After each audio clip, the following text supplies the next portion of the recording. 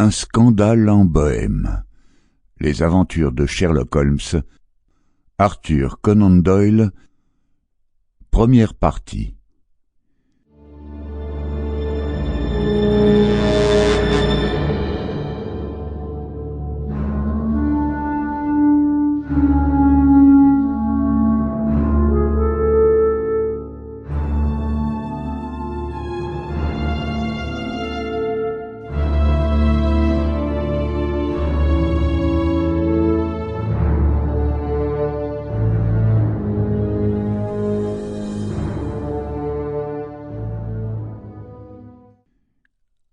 Pour Sherlock Holmes, elle est toujours la femme.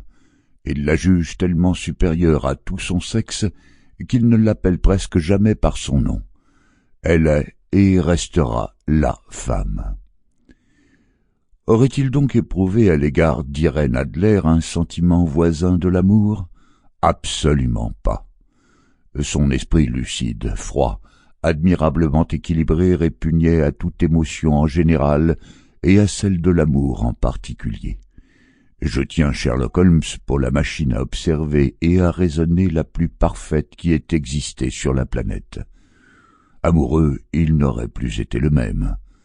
Lorsqu'il parlait des choses du cœur, c'était toujours pour les assaisonner d'une pointe de raillerie ou d'un petit rire ironique. Certes, en tant qu'observateur, il les appréciait.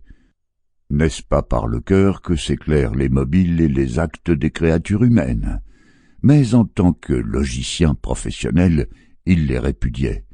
Dans un tempérament aussi délicat, aussi subtil que le sien, l'irruption d'une passion aurait introduit un élément de désordre dont aurait pu pâtir la rectitude de ses déductions. Il s'épargnait donc les émotions fortes, et il mettait autant de soin à s'en tenir à l'écart qu'à éviter, par exemple, de fêler l'une de ses loupes ou de semer des grains de poussière dans un instrument de précision.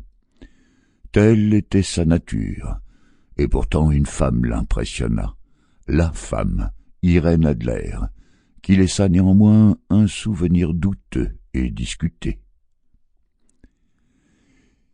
Ces derniers temps, je n'avais pas beaucoup vu Holmes. Mon mariage avait séparé le cours de nos vies.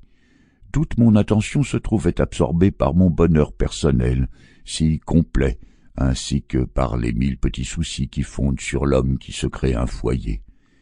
De son côté, Holmes s'était isolé dans notre meublé de Baker Street. Son goût pour la bohème s'accommodait mal de toute forme de Sample complete. Ready to continue?